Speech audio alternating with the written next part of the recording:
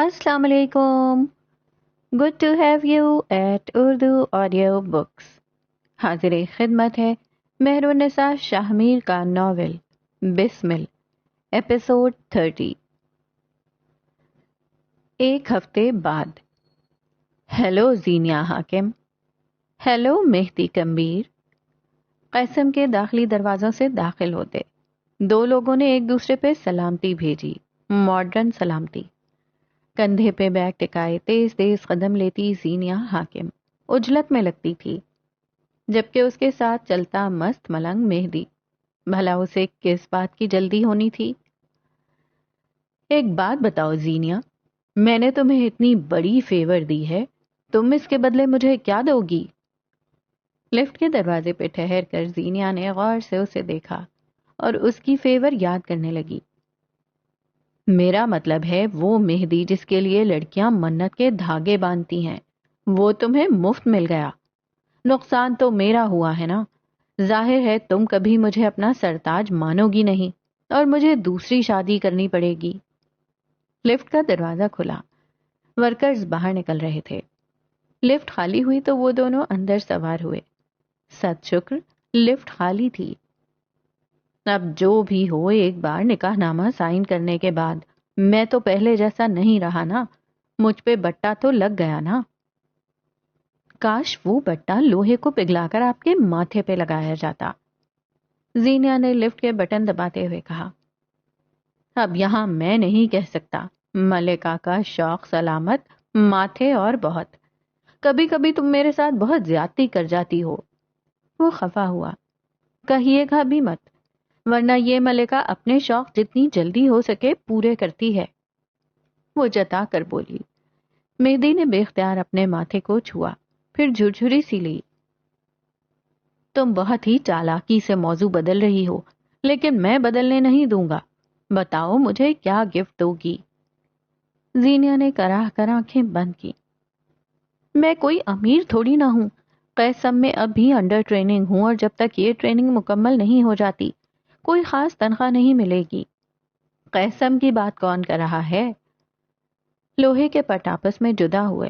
مہدی اور زینیا ایک ساتھ باہر آئے. میری نظریں تو ان پیسوں پہ ہیں جو تم سی ایس ایس کے بعد کماؤ گی. زینیا نے ماربل کے فرش پر باقاعدہ ایڑیوں کے بل گھوم کر اسے دیکھا تھا. آپ میرے پیسے پہ کس حساب سے نظریں جما کر بیٹھے ہیں؟ ابرو اٹھا کر تندہی سے سوال کیا. بے وقوف عورت، تم اس پیسے سے میرا ورلڈ ٹور اسپانسر کرنا، ہم دونوں ایک ساتھ کاروبار کریں گے. وہ دونوں ایک بار پھر راہداری میں چلنے لگے تھے. پھر کیا خیال ہے تم میرا ورلڈ ٹور اسپانسر کرو گی؟ ورلڈ ٹور نہیں، ہاں البتہ ناران کاغان ٹور ضرور اسپانسر کر سکتی ہوں. وہ چلتے چلتے رکی. ویسے بھی ٹور تو ٹور ہوتا ہے، چاہے ناران کا ہو چاہے ناروے کا. مہدی صدمے سے اسے دیکھے گیا، پھر غصے سے اپنی جیب سے چند سکے نکال کر اس کے ہاتھ پہ رکھے. یہ رکھ لو، بہت غریب ہو کام آئیں گے. جل کر کہتا وہ جانے کو مڑا. زینیا نے مسکراہٹ دبائی. تھینک یو سو مچ، اس سے ایک چائے کا کپ ضرور آ جائے گا. 5 روپے کا چوہا مار بھی خرید لو، پی کر اللہ کو پیاری ہو جانا. اس کے پیسے تو دیتے جائیں. زینیا نے ہانک لگائی. کسی کھوکے والے سے ادھار کروا لو اور وارثین کے خانے میں میرا نام درج کروانا.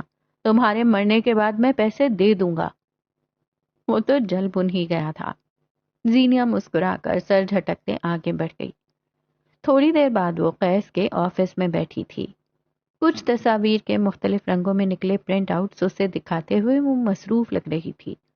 قیس البتہ آج مختلف موڈ میں تھا. ایک بھی پرنٹ اچھا نہیں آیا، ان کو دوبارہ پرنٹ کروا کر لاؤ، رائے بہادر صاحب نے حکم دیا. لیکن یہ سب، مجھے وہ اسنیک پیک والا آئیڈیا اب سمجھ آیا ہے. اس کی بات پوری ہونے سے قبل وہ بول اٹھا. اس پہ کام شروع کر دو. 2 دن میں مجھے یہ کام مکمل چاہیے. لیکن میں کیسے کام شروع کر دوں؟ مجھے ویڈیوگرافی نہیں آتی، میں صرف تصاویر کھینچ سکتی ہوں. زینیا روحاسی ہوئی. چند منٹ قبل مہدی کے ساتھ کھڑی ہنستی ہوئی زینیا کوئی اور تھی. تم یہاں کس لیے ہو مس حاکم؟ وہ ٹھنڈے لہجے میں کہہ رہا تھا۔ تم یہاں انڈر کورس ہو، اس لیے سیکھو، جو نہیں آتا اسے سیکھو۔ تم مجھے مشورے دینے کے لیے ہو یہ یاد ہے، مگر تم میری ماتحت ہو یہ مت بھولو۔ لیکن میں نے ایسا کیا کیا ہے؟ میں نے تو کچھ بھی نہیں کہا۔ آخر تم کون سی بات کہاں لے کر جا رہے ہو؟ زینیا کو سمجھ نہ آیا آخر اس آدمی کو ہوا کیا تھا۔ تم کتنی بحث کرنے لگی ہو؟ اس ایٹیٹیوڈ کے ساتھ جابز نہیں چلتی مس حاکم۔ آپ چاہتے کیا ہیں سر؟ ایک ہی بار بتا دیں۔ جواب نہ دوں تو آپ کو ایٹیٹیوڈ لگتا ہے، دیتی ہوں تو بدتمیزی۔ فی الحال مجھے صرف اتنا چاہیے کہ آپ اپنے اوپر اور قیسم کے معاملات پر کام کریں، سستی اور کاہلی چھوڑ دیں، جائیں دوسرے پرنٹ آؤٹس نکال کر لائیں۔ وہ ہاتھ جھلا کر بولا۔ زینیا نے کاٹدار نظروں سے دیکھا، سارے کاغذات سمیٹے اور شور سر، جو آپ کہیں، ایک ایک لفظ چبا چبا کر کہتی وہ دروازے کی جانب بڑھی۔ اسی پل حدیبیہ کافی اور چائے کے مگ لیے اندر داخل ہوئی۔ زینیا نے ٹھہر کر اپنا کپ اٹھانا چاہا مگر قیس کی آواز پہ رک گئی۔ مس زینیا حاکم چائے نہیں پئیں گی، ویسے ہی زیادہ چینی لینے کی وجہ سے ان کے دماغ نے کام کرنا چھوڑ دیا ہے۔ زینیا کے تو سر پہ لگی، تلووں پہ بجھی۔ وہ باہر نکلی، دروازہ ایک زوردار آواز کے ساتھ مارا، اتنا کہ حدیبیہ اچھل کر کھڑی ہوئی، اور قیس وہ ڈھیٹ اپنے کارنامے پہ ہنس پڑا۔ حدیبیہ نے حیرت سے اسے دیکھا تھا۔ سر، کیا وہ لڑکی آ گئی ہے جو دروازہ منہ پہ مارنے کے انداز میں مارے پھر بھی بری نہ لگے؟ قیس پراسرار سا مسکرایا، گردن ترچھی کر کے اسے دیکھا اور دھیرے سے کہا، لگتا تو یہی ہے۔ کیا لگتا ہے؟ اسے جاننے کا جنون ہوا۔ قیس مسکرایا، یہی کہ مجھے مردوں کے جھرمٹ میں ایک حقیقی عورت مل گئی ہے۔ حدیبیہ چہرے پہ ہاتھ رکھے پیچھے کو ہوئی، آنکھیں گول انداز میں گھوم گئیں۔ اس پہر، اس پل کہانی نے رخ بدلا تھا، یا پھر اصل رخ دکھایا تھا۔ کہانی ایک تکون تھی جو سبز آنکھوں سے غیر مشروط فائدے دلاتی تھی، ملکہ بد کو مجبور کرتی تھی کہ وہ پتھر کو موم کرے، اور سیاہ آنکھوں والے شفاق شخص سے ہمدردی کی بنیاد بنواتی تھی۔ ہاں، کہانی ایک تکون تھی جو ان تینوں کو جوڑنے، توڑنے، بسمل بنانے کے لیے لکھی گئی تھی۔ باب دہم، کرو تم خود کو معاف۔ تم جو کہتے ہو، کیا تم نے فلاں کو معاف، مانگی تم نے فلاں سے معافی، جو نہ گراں گزرے تو مجھ کو بتلاؤ ایک بات، کیا تم نے کیا ہے کبھی خود کو معاف؟ ہے حیرت کیسی تمہارے چہرے پہ، کیا جانتے نہیں خود کو معاف کرنے کے اوصاف؟ آؤ بتلاؤں میں، بیٹھو جتلاؤں میں۔ خود کو معاف کرنا ہے دنیا کا سب سے مشکل، سب سے اہم کام۔ کرو تم خود کو معاف کہ غلط انسان پہ کیا اعتبار، کہ تم نے اغیار کو دیا خود پہ اختیار، تھے تم کبھی بے عقل اور بنے تم بے وقار، ہو گر پڑے اب تخت سے مگر کبھی تھے شاہ سوار، کیا ہے ظلم اپنی جان جذبات ساتھ، جو اگر سوچو تو تم ہو اپنے لیے سب سے بڑے کذاب، عزیز من کرو تم خود کو معاف کہ جوانی رہی تمہارے ساتھ غیر انصاف، دوستوں کی صحیح بے رخی، محبتیں نبھا نبھا کر کمر جھکی، کرو تم خود کو معاف، تھا مقدر میں یہ ٹوٹا دل، درد کے ماہو سال، ڈھنڈورا پیٹو گے کب تلک، دو گے خود کو کب تک عذاب، کرو تم خود کو معاف کہ یہی ہیں تمہارے سکون کی ضمانت، امیدوں کے سورج کا ابھرتا آفتاب۔ سفید رنگ میں ڈوبے اس عالیشان گھر کے اندر کی تمام بتیاں بجھی ہوئی تھیں۔ منظر پہ لگی بتیوں کی وجہ سے وہ گھر دیکھنے والوں پہ روب سا طاری کرتا تھا۔ گھر کے اندر آؤ تو لاؤنج کے صوفے پہ کوئی عورت بیٹھی تھی، گود میں ایک کاغذ رکھا تھا، بال چہرے کے اطراف میں گر رہے تھے، ہلکی سی زرد روشنیوں میں اس کا سراپا نظر آتا تھا۔ سیاہ رنگ کے سلک نائٹ سوٹ میں ملبوس، ناک کی بالی اس پہ دمک رہی تھی. اس کی آنکھوں کے آگے مناظر ٹوٹے بکھرے تھے. سنہری آنکھوں والی عورت کے ساتھ ماضی کا سفر طے کرو تو کہانی اپنے اوراق پلٹ کر وقت کی دبیز تہوں میں لپٹے کئی مدفن راز کھولنے کو بےتاب تھی. یہ ان دنوں کا ذکر ہے جب میرا کی یونیورسٹی ختم ہو گئی تھی اور ان دنوں وہ جاب کی تلاش میں تھی. یہ وہی دن تھے جب قیسم کو بخت لگنے لگا تھا اور کمبیر خاندان کے بگڑے معاملات بالآخر ڈگر پر آنے لگے تھے. منظر ایک کیفے کا ہے. انگریزی طرز پہ بنے اس کیفے کی دیواروں پر مختلف پینٹنگ سجی تھیں. خوابناک سے ماحول میں دو نفوس کی طرف آؤ تو میرا سرور کمبیر کے سامنے محب ملک بیٹھا تھا. میرا کے چہرے کے آگے موبائل تھا اور چہرہ سفید پڑ رہا تھا. محب ملک کی آنکھوں میں محظوظ کون سا تاثر تھا. میرا کے کندھے سے جھانک کر اسکرین دیکھو تو وہاں ایک منظر تھا. فارم ہاؤس کے لان میں کئی لڑکے لڑکیاں ہاتھوں میں گلاس لیے کھڑے تھے. انہی میں سے ایک میرا کمبیر بھی تھی جسے بیرا ایک گلاس تھما رہا تھا. میرا نے مسکراتے ہوئے سافٹ ڈرنک کا گلاس لے لیا. ہاتھ سے کندھر تک آتے چھوٹے بالوں کو پیچھے کیا اور سامنے سے آتے محب کو دیکھا. کچھ عرصہ ہوا تھا کہ وہ محب سے دور رہنے لگی تھی. اس کے پروپوز کرنے، میرا کے انکار کرنے کے بعد کچھ تھا جو ان کے درمیان آ گیا تھا. وہ میرا کے قریب آ کر رکا تو دونوں کے درمیان مزمحل سی خاموشی چھا گئی. میں ناز سمجھتا ہوں میرا. کافی دیر بعد محب نے بات کا آغاز کیا. ہمارے درمیان اگر کچھ ہوگا تو تمہاری رضامندی سے، اور اگر نہیں تو یہ دنیا ختم ہو جانے والی بات نہیں. میرا نے اس کی آنکھوں میں دیکھا. کیا وہ سچ کہہ رہا تھا؟ میں جذبات کا اظہار کر دینے والا انسان ہوں. تمہارے لیے دل میں جو تھا کہہ دیا. تم نے انکار کر دیا. اب موو آن. وہ ہلکے پھلکے لہجے میں کہہ رہا تھا. تم اچھے ہو محب، بہت اچھے، لیکن میں ایک برے فیز میں ہوں. دنیا میں میرے لیے اگر کوئی سب سے زیادہ اہمیت رکھتا ہے تو وہ میرے دونوں بھائی ہیں. میرے خاندان کے متعلق تم جانتے ہو، ہم ایک ٹریجڈی سے گزر رہے ہیں اور اب جب سب صحیح ہو رہا ہے تو میں انہیں اکیلا نہیں چھوڑ سکتی. تم سمجھ رہے ہو نا؟ محب نے سر ہلا دیا اور میرا کو دیکھ ہلکا سا مسکرایا. میرا کے دل سے بوجھ اترنے لگا. اس کے بعد اس نے محب کے ہاتھ سے ایک گلاس لیا تھا. اس کے بعد وہ چند پل اس کے ساتھ کھڑی رہی.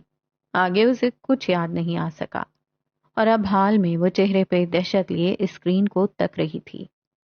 اسی سیاہ رنگ کی میکسی میں ملبوس وہ ہوش و خرد سے بیگانہ گاڑی کی پچھلی نشست پر لیٹی تھی اور محب اس پہ جھکا ہوا تھا. تصاویر کچھ اس انداز سے لی گئی تھی کہ محب کا نیم رخ نظر آتا تھا مگر میرا کا پورا چہرہ واضح تھا. موبائل پہ اس کی گرفت ڈھیلی پڑی. وہ بے جان سی پیچھے کو ہوئی. آس پاس دھماکے ہونے لگے تھے. 2 سال میرا، 2 سال میں تمہارے آگے پیچھے گھومتا رہا. 2 سال تم نے مجھے گرین سگنل دیے اور اب تمہیں لگا تم محب ملک کو انکار کرو گی. میں نے اپنی زندگی میں کبھی انکار نہیں سنا. دنیا میری غلام رہی ہے. چبا چبا کر کہتے ہوئے وہ آگے کو ہوا. تم میرے لیے میری ملکیت جیسی ہو. جس عورت پہ میری نظر پڑی ہو تمہیں لگتا ہے میں اسے کسی اور کا ہونے دوں گا. میرا اپنی جگہ سے اٹھی. آنسو ٹپ ٹپ آنکھوں سے بہ رہے تھے. وہ کیسے دھوکا کھا گئی؟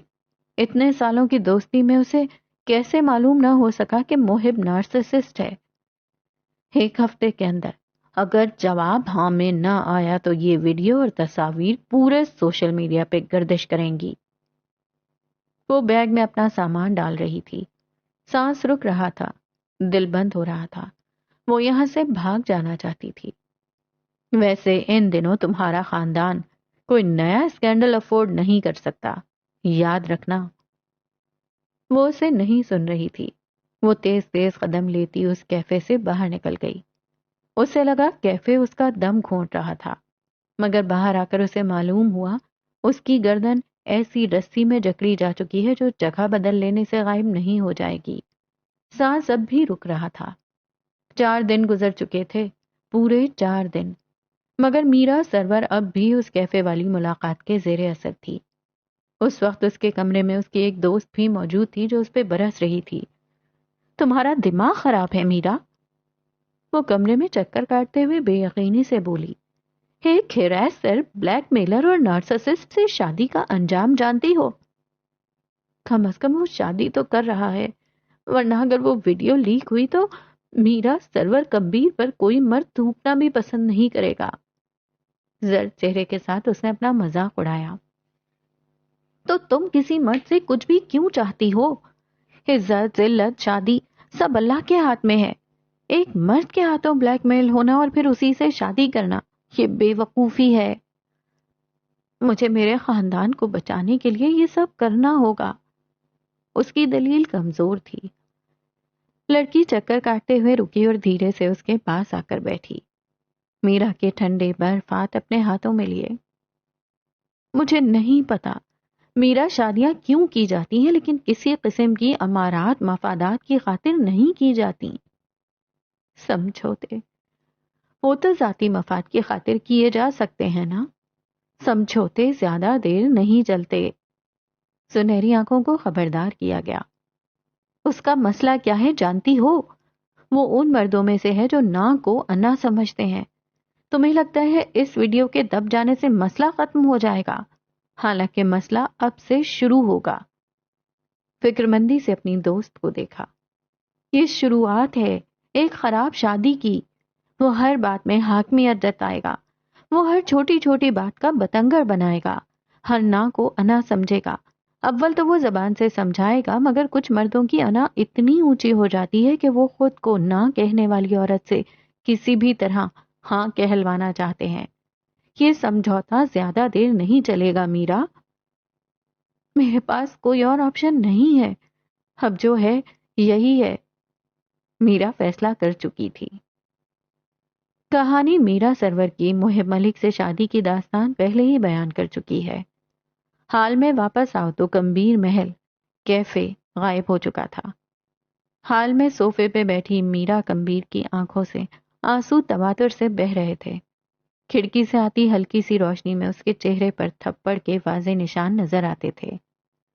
ہاتھوں میں ایک کاغذ کا ٹکڑا تھا۔ کاغذ کا وہ ٹکڑا میرا سرور کمبیر کی پریگننسی رپورٹ تھا۔ دوسرا بچہ، کیا وہ پہلے بچے کی درست پرورش کر سکی تھی؟ تم اس وقت یہاں کیا کر رہی ہو؟ چوکھٹ پہ کھڑے محب کی آواز میں ناگواری تھی۔ وہ خوشبوؤں میں رچا بسا نقص سا تیار کسی پارٹی سے لوٹا تھا۔ رات کے اس پہر میرا کو یہاں بیٹھے دیکھ وہ اس کی طرف آیا۔ تم سے 1000 بار کہا ہے مجھ سے ضد مت کیا کرو، 1000 بار کہا ہے مجھے نہ سننا پسند نہیں ہے، لیکن تم اتنی ڈھیٹ ہو کے کچھ سمجھتی ہی نہیں۔ وہ اس کے پاس آ کر بیٹھا، بازو اس کے گرد پھیلایا۔ مجھے مزید بچے نہیں چاہیے میرا، اور یہ بات میں نے تمہیں بہت تحمل سے سمجھائی، لیکن کچھ عورتیں بہت ڈھیٹ ہوتی ہیں، اور دیکھو کیا ہو گیا۔ اس نے میرا کے چہرے کو چھوا، انگلیوں کے صاف نشان۔ ہم ابورشن کروائیں گے اور تم کچھ نہیں کہو گی، اوکے؟ اس نے میرا کو اپنے کندھے سے لگایا۔ دین نے عورتوں کی کچھ حدود مقرر کر رکھی ہیں۔ جو عورت اپنے شوہر کی بات مانتی ہے اللہ اس سے راضی ہوتا ہے۔ دین کی مانو، اللہ کے احکام مانو میرا۔ تم مانتے ہو دین کو، اللہ کے احکام کو؟ وہ اس کے کوٹ پہ انگلی سے لکیریں کھینچ رہی تھی۔ آنسو خشک ہو گئے تھے، روشنی اس کے عکس پر پڑ رہی تھی۔ حمل ضائع کروانا اللہ کے نزدیک گناہ ہے۔ بیوی پہ بلا ضرورت بلا وجہ ہاتھ اٹھانا اور تانے دینا بھی غلط۔ تم بھی تو دین کو مانو نا محب۔ اسے خود سے دور کرتے وہ اٹھ کھڑا ہوا۔ آنکھوں میں سرخ ڈوریاں ابھر آئیں۔ میرا اب بھی اسے دیکھتے ہوئے کہہ رہی تھی، دین سے اپنے فائدے کے احکام نکال کر باقی ہر حکم خارج کر دیا۔ اس کا لہجہ سادہ تھا، مگر محب کو اپنے چہرے پر تھپڑ پڑتے محسوس ہوئے۔ تم جیسی گھٹیا عورت کے منہ ہی نہیں لگنا مجھے۔ جو میں کہوں گا اس گھر میں وہی ہوگا۔ وہ حلق کے بل چیخ پڑا۔ میرا چپ چاپ اسے سنتی رہی، بکتے جھکتے، اسے گالیاں نکالتے، اسے کوستے وہ وہاں سے چلا گیا تھا۔ وہ رپورٹ ہاتھوں میں لیے بیٹھی رہی۔ میں تمہارے ساتھ کوئی ناانصافی نہیں ہونے دوں گی۔ معدے سے ذرا نیچے ہاتھ رکھ کر کسی کو تسلی دی گئی۔ نیم اندھیرے میں بیٹھی وہ عورت زندگی میں پہلی بار اپنے لیے کچھ کرنے والی تھی۔ موجودہ وقت سے چند سال قبل، یہ اس دن کا ذکر ہے جس دن قیس کمبیر تھانے میں 3 دن گزار کر آیا تھا۔ تھانے کے باہر کھڑی گاڑی میں بختیار اسے لینے آئے تھے۔ ان کے ساتھ ایک عورت بھی تھی، اسنا بنت حنیف، ٹیکسٹائل انڈسٹری کی ملکہ۔ کمبیر خاندان کے ساتھ ان کے روابط گہرے تھے۔ FIR کے باوجود کسی طرح قیس کو یہاں سے نکالنے والی وہی تھیں۔ ڈرائیور گاڑی چلا رہا تھا۔ اگلی نشست پہ اسنا براجمان تھی اور پچھلی نشست پہ بختیار کے ساتھ قیس۔ گاڑی ذرا ہی آگے آئی ہوگی جب اسنا نے گلا کھنکار کر بختیار کو مخاطب کیا۔ بات شروع کریں؟ اردو صاف تھی مگر پھر بھی عربی عنصر جھلکتا تھا۔ قیس خاموشی سے آنکھیں بند کیے ہوئے تھا۔ اس کے چہرے پر آنکھ کے نیچے نیل تھے، گردن کا بھی یہی حال تھا، سینے اور پیٹھ کی جلن الامان۔ ان کاغذات پہ سائن کرو عبداللہ۔ بختیار نے کچھ کاغذات اس کے گھٹنے پر رکھ دیے۔ قیس سیدھا ہوا، کاغذات اٹھا کر دیکھے، پھر ناسمجھی سے اپنے چچا کو دیکھا۔ یہ کیا ہے؟ اس نے کاغذات الٹ پلٹ کر دیکھے۔ آپ کو لگتا ہے میں یہ کاغذات سائن کر دوں گا؟ اسے بختیار کی ذہنی حالت پہ شبہ ہوا۔ میں تمہیں سب سمجھاتا ہوں۔ بات کاٹنے کے لیے نو سوری۔ اسنا اس ڈرامے سے بیزار ہوئی، آنکھوں پہ چڑھا چشمہ انگلی سے نیچے کیا۔ خالق حسین جان چکا ہے کہ تم اور تمہارا خاندان اس وقت کمزور ہو، اور وہ اب ٹیکسٹائل فیکٹری سے تمہارے خاندان کو مزید کوئی حصہ نہیں دینا چاہتا۔ تمہیں 3 دن اس برزخ میں رکھنے والا وہی تھا، اور سب سے اہم بات تمہاری کزن میرا اس وقت اس کے پاس ہے، اغوا قیس کمبیر کے قدموں سے زمین نکل گئی تھی۔ اس کی آنکھیں ایک نقطے پہ ساکت ہو گئیں۔ اس بار تمہیں نکالنے کے لیے میں نے ہر داؤ کھیل لیا ہے۔ ٹو بی آنیسٹ، اگلی بار میں کچھ نہیں کر پاؤں گی۔ ایک FIR آپ کو ملزم بناتی ہے اور دوسری مجرم۔ بولتے بولتے وہ رکی، گردن پھیر کر عبداللہ کو دیکھا۔ میرا مشورہ یہی ہے کہ ان کاغذات کو سائن نہ کرو، لیکن میں اگر تمہاری جگہ ہوتی تو کر دیتی۔ اس نے چشمہ واپس چڑھا لیا۔ اٹس کمپلیکیٹڈ، جھرجھری لیتے ہوئے کہا۔ آپ لوگ کیا کر رہے تھے؟ وہ میرا کو کیسے لے کر جا سکتا ہے؟ وہ غرا رہا تھا۔ ڈرائیور گاڑی موڑو، تھانے چلو، میں ابھی کے ابھی اس پر رپورٹ درج کرواؤں گا۔ چھناکے سے ایک فسوں ٹوٹا۔ پین، شکل افزی استفسار پر بختیار چونکے۔ قیس سپاٹ نظروں سے انہیں دیکھ رہا تھا۔ وہ غراتا، چیختا قیس ایک الوژن سا تھا جو ان کے سامنے تھا۔ اسے تھانے کی 3 راتوں نے بدل دیا تھا۔ وہ اتنا کب بدلا؟ تم جانتے ہو نا اسے سائن کرنے کا مطلب کیا ہے؟ اس کے بعد میں تمہارے لیے کچھ نہیں کر سکوں گی۔ اسنا کو بے چینی سی ہوئی۔ قیس نے خاموش نظریں اٹھا کر اسے دیکھا۔ مجھے تھانے سے باہر نکال کر آپ نے کوئی احسان نہیں کیا ہے۔ میرے بابا آپ کے لیے ایسے ہزاروں کام کرتے تھے۔ میری ہمدرد بننے کی کوشش مت کریں کیونکہ آپ نہیں ہیں۔ اس نے پین ہاتھ میں لیا، دھڑا دھڑ چند سائن کیے اور پیپرز بختیار کی طرف اچھالے۔ خالق حسین کو فون کریں اور کہیں میرے گھر پہنچنے سے پہلے میری بہن گھر پہ ہونی چاہیے ہے۔ آخری بات اس نے اسنا کو دیکھ کر کہی تھی۔ وہ تلملا اٹھی۔ میں تمہاری قاصد نہیں ہوں عبداللہ زمان۔ میں آپ کو اپنا قاصد رکھوں بھی نہ۔ خالق حسین کی قاصد تو ہیں نا آپ، فون کریں، شاباش۔ اسنا نے سرخ ہوتے ہوئے چہرے کے ساتھ فون اٹھایا۔ اسی پل قیس نے ڈرائیور کو ہدایت دی، گاڑی روکو۔ بختیار چپ چاپ اسے دیکھتے رہے۔ وہ بدل چکا تھا۔ ڈرائیور نے ایک طرف گاڑی روک دی۔ قیس اپنی جگہ سے اٹھ کر باہر آیا، اسنا کی جانب سے دروازہ کھولا۔ سگنل نہیں آ رہے ہوں گے نا؟ ہاں، باہر نکل کر کال کریں۔ اسنا نے ایک نظر اس 18 سالہ لڑکے کو دیکھا، پھر پیچھے مڑ کر بختیار کو۔ وہ آنکھیں چرا گئے۔ تم جانتے ہو تم کیا کر رہے ہو؟ حد تک سے اس کے کان سرخ ہوئے۔ وہ چھنٹاک بھر کا لڑکا اسنا بنت حنیف کی بے عزتی کرے گا؟ باہر آئیں محترمہ، 2 مردوں کے ہوتے ہوئے فرنٹ سیٹ پہ اچھی نہیں لگ رہی آپ۔ یہ اس کا اصل تھا، عورتیں اس کے لیے یہی اہمیت رکھتی تھیں۔ مجھ پہ احسان تو یوں تھوپ رہی ہیں جیسے مجھے آپ نے چھڑوایا ہو۔ کیا میں نہیں جانتا اس کے لیے آپ نے کسی مرد کی مدد لی ہوگی؟ اسنا نے بہت کچھ ضبط کیا اور نیچے اتر آئی۔ عبداللہ زمان اپنی جگہ پر آ کر بیٹھا، گردن کڑا لی، کندھے اٹھے ہوئے تھے، آنکھوں میں رونت ابھری، اور اس نے ڈرائیور کو گاڑی آگے بڑھانے کو کہا۔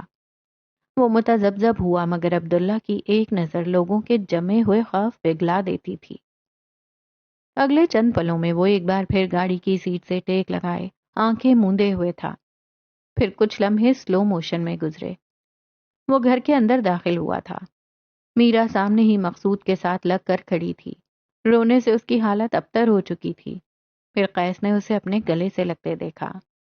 وہ روتے ہوئے بہت کچھ بتا رہی تھی، وہ سنتا رہا۔ مقصود اس پہ چیخ رہے تھے، وہ سر جھکائے سنتا رہا۔ پھر اس نے خود کو شکستہ قدم لیے اپنے کمرے کی طرف جاتے دیکھا۔ کمرے کی ایک طرف بنے باتھ روم میں آ کر اس نے جوتے اتارے، گلے میں پہنی چین انگوٹھی اتار کر پھینک دی اور شاور کھول دیا۔ بات تب بھرتا چلا گیا۔ پھر قیس گمبھیر نے اپنے پیر اس بھرے ہوئے ٹب میں رکھے۔ شڑاپ کی آواز آئی، پانی اس کی کمر تک آ رہا تھا۔ بیٹھے بیٹھے اس نے خود کو پیچھے کی طرف گرا دیا، شرٹ پانی سے پھڑ پڑائی اور پھر شانت ہو گئی۔ گھونگھریالے بال پانی میں تیر رہے تھے۔ وہ آنکھیں بند کیے سانس روکے پانی کے اندر تھا۔ چند سیکنڈز سکون رہا۔ چند سیکنڈز کے بعد وہ اٹھ بیٹھا تھا۔ وہ بری طرح کھانسنے لگا تھا، چہرے پہ پانی کے ساتھ آنسوؤں کے قطرے بھی گرے۔ دونوں ہاتھ پانی میں مارتے ہوئے وہ پوری قوت سے چیخ رہا تھا۔ آنکھوں سے آنسو بہہ رہے تھے، زخموں سے خون رسنے لگا تھا اور وہ رو رہا تھا۔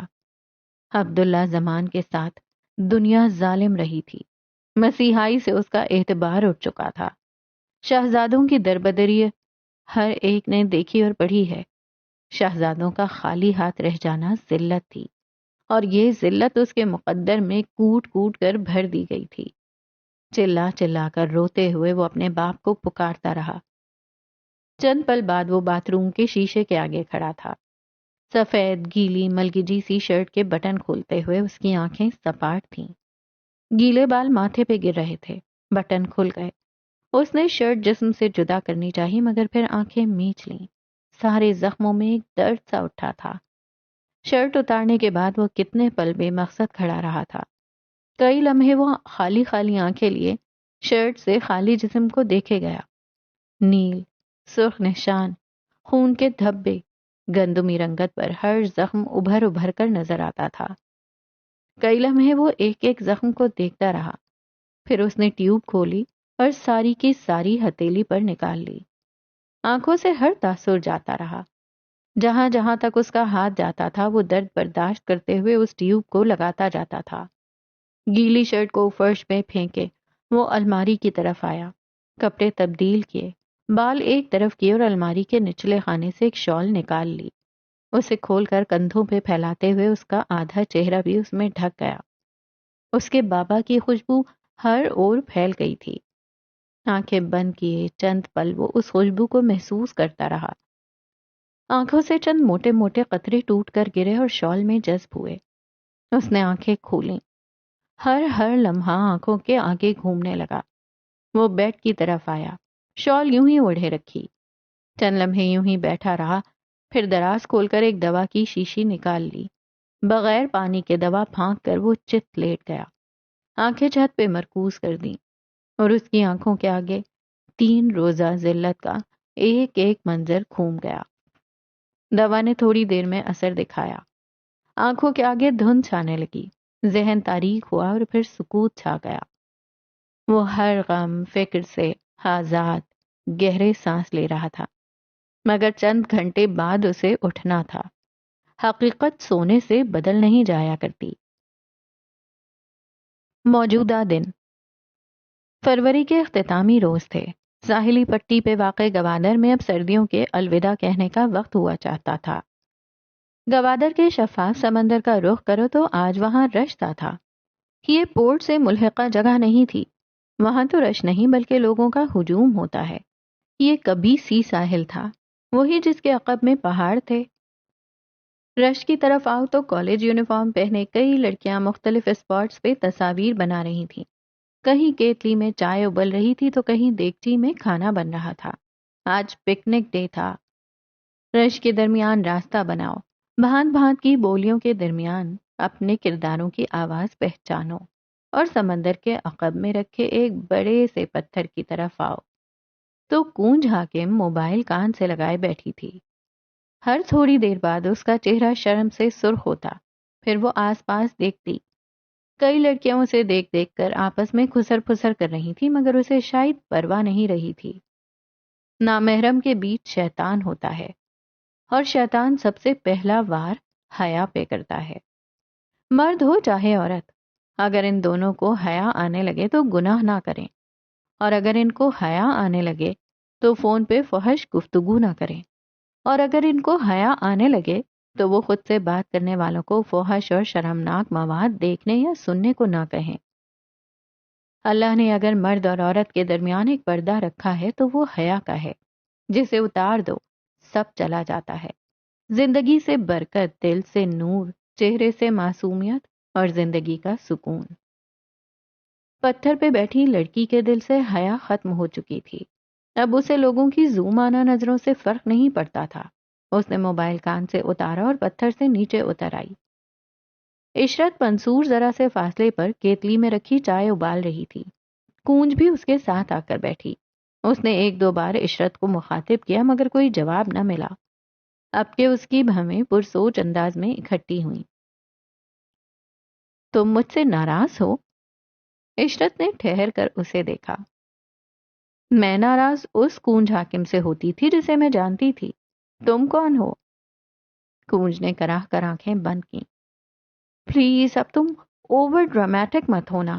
انسان ساری زندگی ایک ہی فیز میں نہیں رہتا، بدلاؤ آتے رہتے ہیں۔ عشرت نے افسوس سے گردن نفی میں ہلائی۔ بدلاؤ ٹھیک ہوتے ہیں، سزائیں نہیں۔ تم خود سے زیغم کے چھوڑے جانے کا انتقام لے رہی ہو نا؟ کونج جہاں تھی وہیں سن رہ گئی۔ اس نے تمہیں چھوڑا کیونکہ تم دونوں کے درمیان مسائل تھے، غلط فہمیاں تھیں۔ کبھی جاننے کی کوشش کی تھی کیوں تھے؟ کونج کچھ نہ بولی۔ حرام چاہے جتنا بھی خوبصورت ہو خاموش نہیں ہو سکتا۔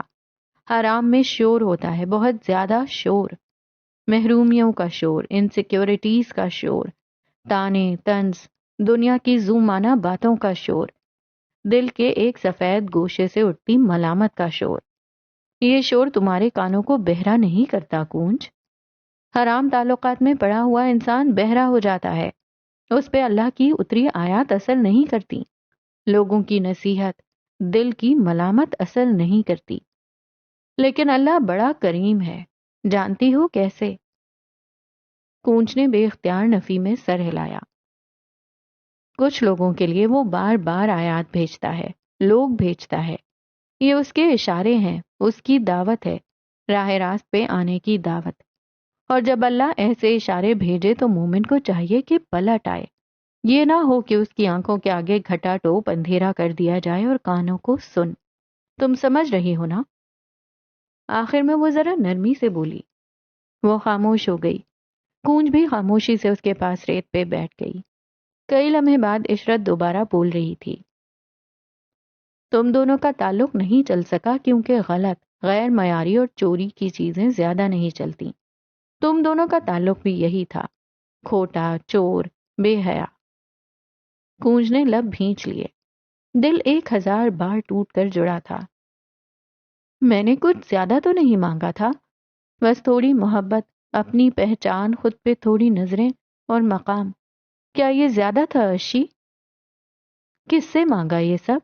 دنیا سے؟ وہ چھوٹی چھوٹی لکڑیاں آگ میں ڈالتے ہوئے کہنے لگی، چہرہ پرسکون رہا۔ تم خود سے محبت کرتی ہو نہیں؟ کیونکہ اگر کرتی ہوتی تو تم نہ کہنا سیکھتی۔ کیونکہ جن کو خود سے محبت ہو وہ کسی کو خود کو استعمال کرنے نہیں دیتے۔ اپنی پہچان مانگی دنیا سے؟ میں آج تم سے پوچھتی ہوں، تم خود بتاؤ، کیا ہے تمہاری پہچان؟ تم ایک پیپل پلیزر ہو، تمہاری کوئی پہچان ہے ہی نہیں۔ کیونکہ تم کانسٹنٹ ہو ہی نہیں. کبھی اپنی بہن کو دیکھ کر خود کو بدلتی ہو، کبھی دوستوں کو، کبھی کسی سیلیبریٹی کو. تمہیں خود پہ دوسروں کی نظریں چاہیے، جبکہ آئینہ دیکھتے ہوئے تم خود میں نقص نکالتی ہو. تمہیں مقام چاہیے اور تم جانتی ہی نہیں کون سا، کیسا، کیا. وہ بولتے بولتے خاموش ہو گئی. جن چیزوں کی توقع دنیا سے کرتی ہو پہلے وہ خود کرو. بدلاؤ سب سے پہلے اپنی ذات سے شروع ہوتا ہے. زیغم نے تمہیں چھوڑا، اس سے موو آن کرو. مزید گند میں گر کر خود کو آلودہ کر کے تم خود کو سزا دے رہی ہو. کونج اٹھ کھڑی ہوئی. وہ مزید اس کی بکواس نہیں سننا چاہتی تھی. خود کو معاف کرو کونج، تمہاری وجہ سے کچھ نہیں ہوا. غلط فیصلے ہو چکے، ان کو بدلا نہیں جا سکتا. صبر کرو کونج. تم، زیغم. وہ مزید کچھ کہہ رہی تھی مگر کونج دور جاتی گئی. حرام کے عادی لوگوں کے گرد بڑا شور رہتا ہے. وہ بھی اس شور کی عادی ہو جائے گی. وہ ہو رہی تھی. وہ شادی شدہ ہے باس، اور آپ منگنی شدہ. ایک چھناکے سے آس پاس چھائی فیری ٹیل کی دیوار ٹوٹ کر گری. وہ دروازہ جسے ایک دھاڑ سے مارتی زینیا حاکم باہر گئی تھی. قیس نے اسے دیکھتے ہوئے دھیرے سے گردن موڑی. آپ نے مردوں کے ہجوم میں نکلنے سے دیر کر دی سر. وہ تعصب سے بولی. قیس نے ٹھنڈی نظروں سے اسے دیکھا. شادیاں ٹوٹ بھی سکتی ہیں، منگنیاں ختم بھی ہو سکتی ہیں. حدیبیہ پلک نہ جھپک سکی. یہ زندگی ہے باس، یہ کوئی بے وقوف عورت. قیس نے ہنس کر اس کی بات کاٹی. یہی بات میں تمہیں سمجھا رہا ہوں. یہ زندگی ہے، کوئی فلم نہیں. یہاں کسی منگنی شدہ مرد کو یوں ہی کسی شادی شدہ عورت سے محبت نہیں ہو جاتی. میں بس مذاق کر رہا تھا.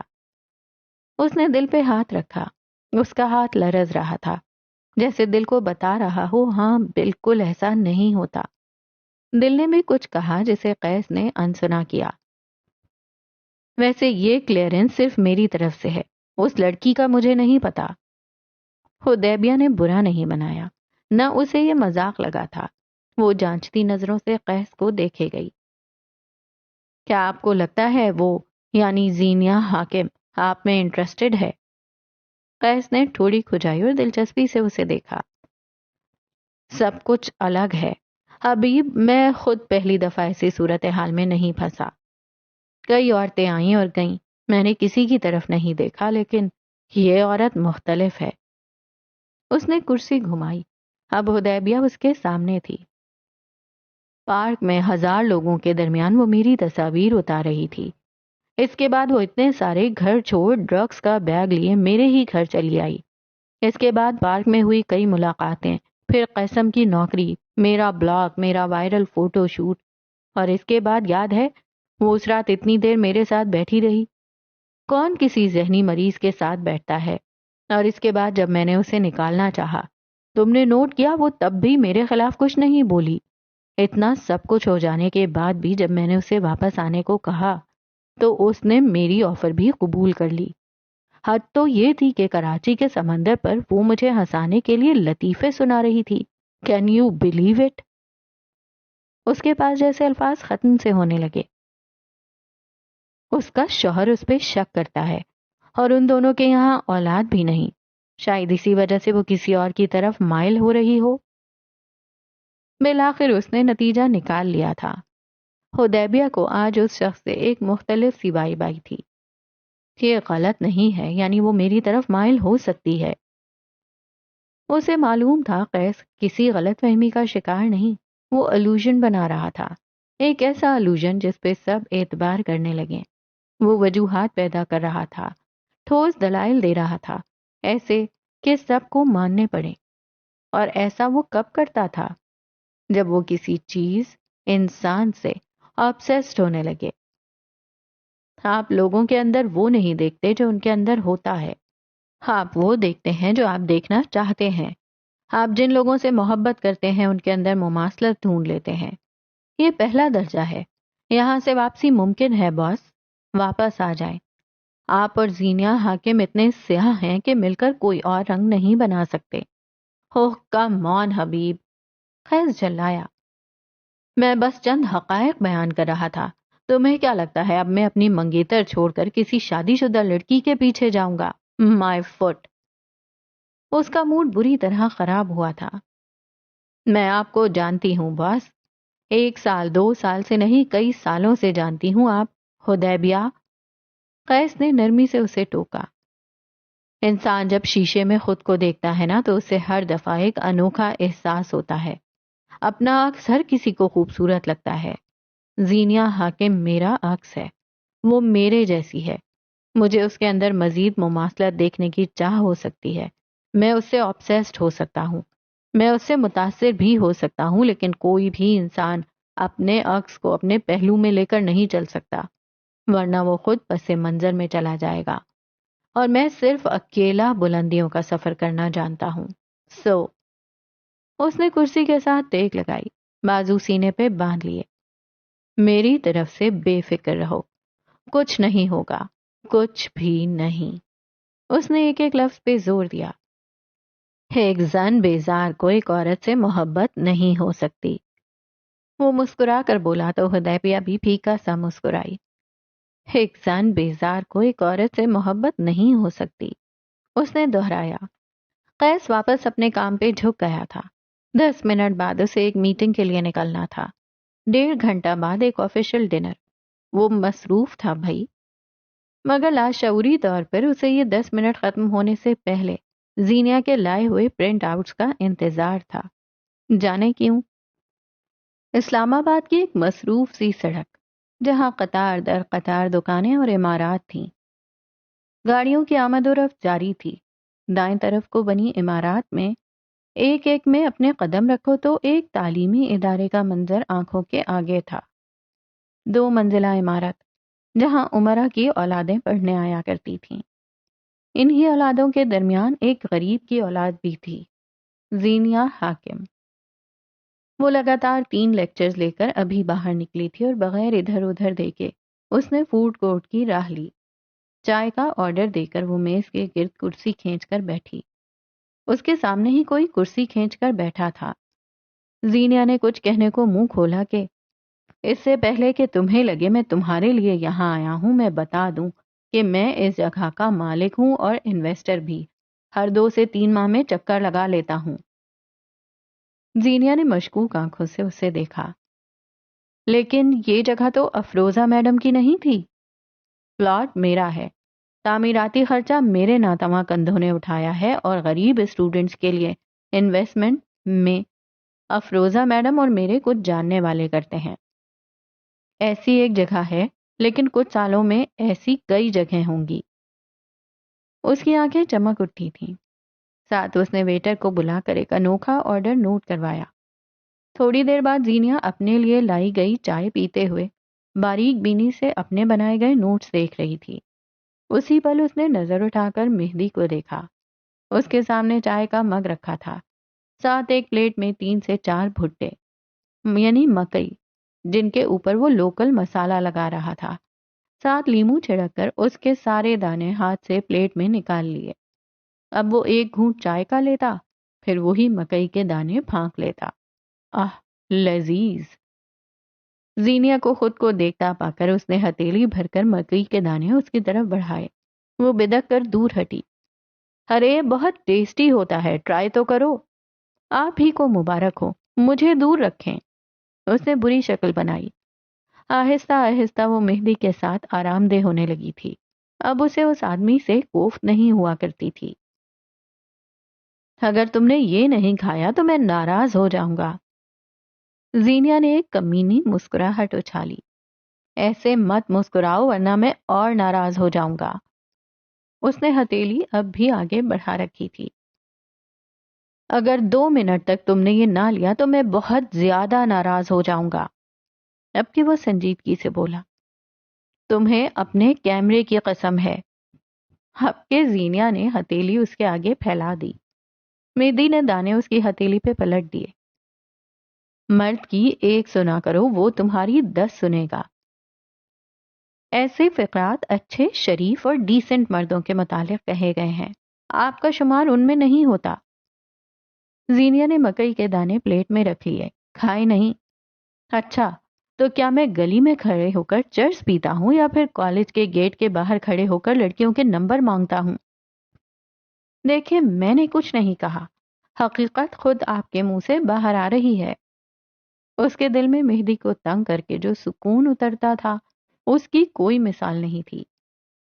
ایسی باتیں کر کے مجھے غصہ دلا دیتی ہو، پھر مجھے کنٹرول کرنا پڑتا ہے، مگر نہیں، تم پہ غصہ نہیں آتا۔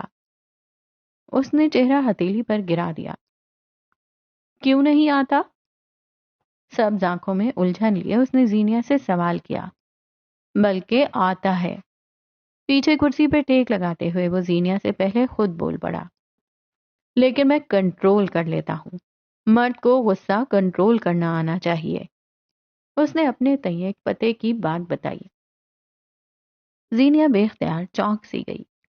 اس کی آنکھوں کے آگے منظر بدلا۔ وہ کئی سال پیچھے چلی گئی۔ اس کی ماں کے چہرے پہ نیل کے نشان تھے۔ دادی ان کے چہرے پر مرہم لگا رہی تھیں۔ تم کیوں مار کھاتی رہتی ہو؟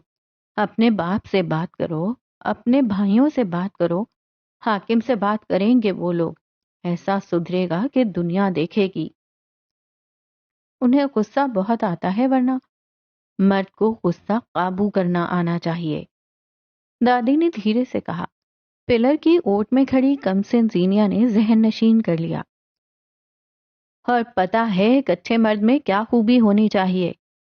حال میں اس کے سامنے مکئی کے دانے منہ میں رکھتا، چائے کے گھونٹ لیتا مہدی کہہ رہا تھا۔ مرد کو تصحیح اور تذلیل کا مطلب پتہ ہونا چاہیے۔ زینیا ایک بار پھر ماضی میں تھی۔ حویلی کے لان میں کھڑے اس کے ابا اپنی بیوی کو جھڑک رہے تھے۔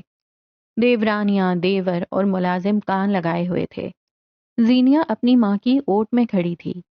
آج حاکم نواب کے کچھ خاص دوست آئے تھے اور امینہ بیگم کا بنایا کھانا شاید انہیں خاص پسند نہیں آیا تھا۔ دوستوں کے جانے کے بعد اب وہ اپنی ہونے والی سبکی کا غصہ نکال رہے تھے۔ داخلی دروازے سے باہر کو جاتے حاتم نواب نے رک کر ان کو چیختے ہوئے دیکھا، پھر اسی طرف چلے آئے۔ کیا مسئلہ ہے حاکم؟ بیوی کے ساتھ مسئلے بند کمرے میں حل کیے جاتے ہیں، بیچ حویلی میں نہیں۔ انہوں نے گھرکا۔ تمہیں پتہ بھی ہے ادا اس نے کیا کیا ہے؟ میں اس کی تصحیح نہیں کروں گا تو کون کرے گا؟ وہ پلٹ کر ناگواری سے بولے۔ حاتم نے شرمسار سی امینہ کو دیکھا، پھر ان کے پیچھے کھڑی زینیا حاکم کو۔ وہ مسکرائے۔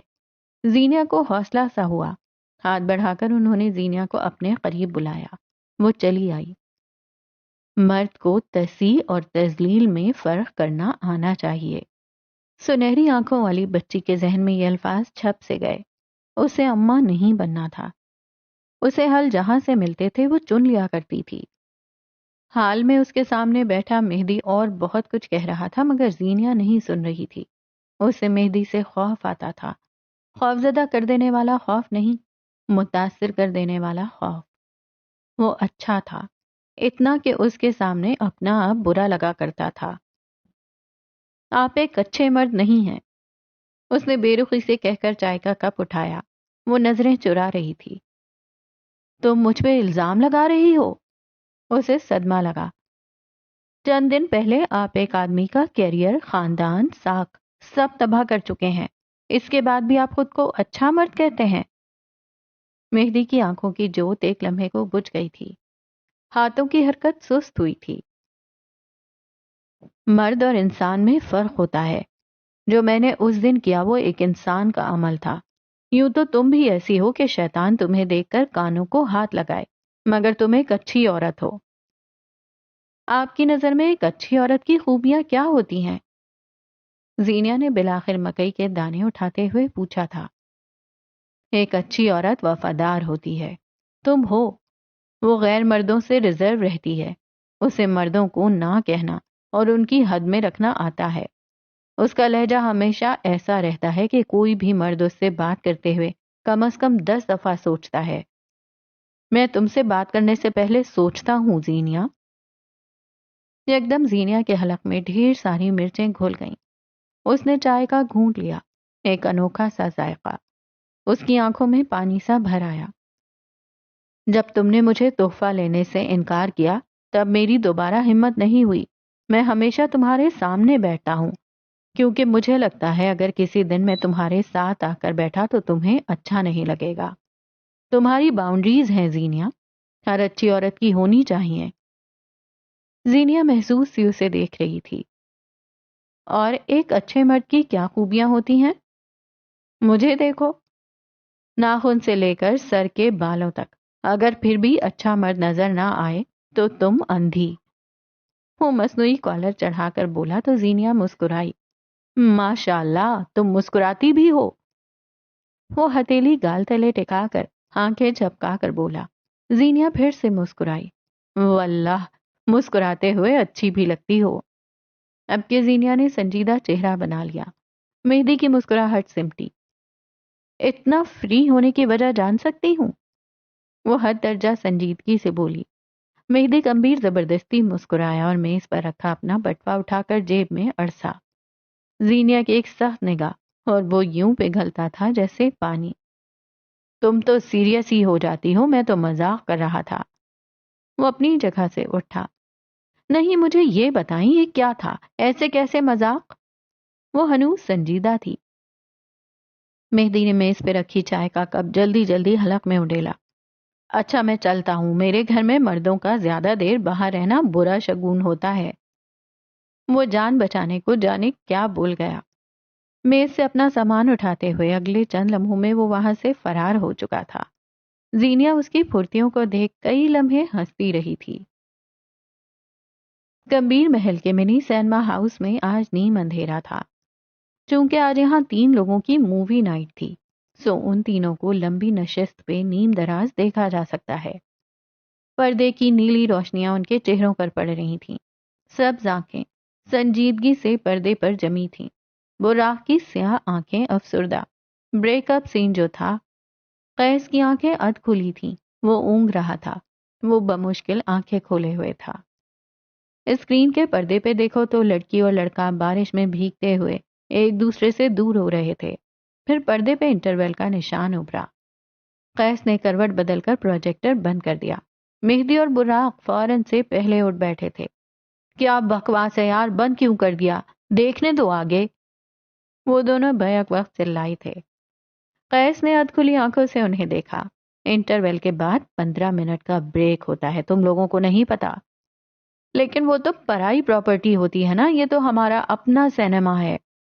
مہدی نے دہائی دی. کیا مطلب ہے اپنا سینما ہے؟ تو کوئی ایتھکس بھول جائیں. یہ فلم نہیں، آرٹ ہے، اور تمہیں آرٹ کی قدر کرنی چاہیے. اس کی آنکھیں پوری کھل گئی تھی اور اب ان میں ناگواری تھی. براق ہسٹیریا کے مریض کی طرح گردن ڈھلکائے ایک طرف کو پڑ گیا تھا.